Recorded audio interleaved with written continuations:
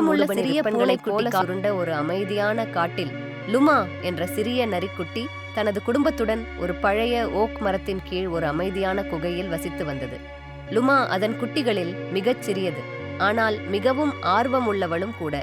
ஒரு வெயில் காலையில் அவளுடைய உடன்பிறப்புகள் புல்லில் மல்யுத்தம் செய்து கொண்டிருந்த போது லுமா தான் இதுவரை ஆராயாத பாதையில் மின்னும் இதழ்களின் தடம் மிதப்பதை கவனித்தாள்.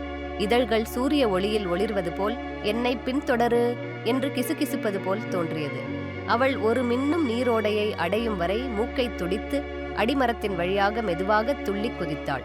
அங்கே ஒரு பெரிய வட்டமான கூழாங்கல்லை தண்ணீரிலிருந்து வெளியே தள்ள போராடி கொண்டிருந்த ஒரு நீர்நாய் குட்டியை சந்தித்தாள். உதவி தேவையா?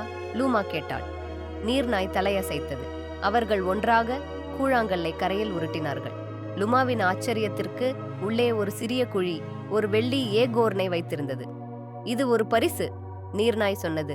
அதை கண்டுபிடிப்பவருக்கு அது அதிர்ஷ்டத்தை தருகிறது. லூமா தனது பாதத்தின் கீழ் ஏகோர்னை மெதுவாகச் செருகினாள். அவள் மார்பில் ஒரு சூடான ஒளியை உணர்ந்தாள்.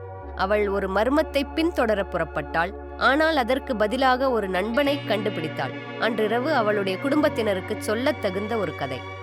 அன்றிலிருந்து இதழ்களை பின்தொடர துணிபவர்களுக்கு காடு எப்போதும் ஒரு சிறிய மந்திரத்தை கொண்டுள்ளது என்பதை லூமா கற்றுக்கொண்டாள்.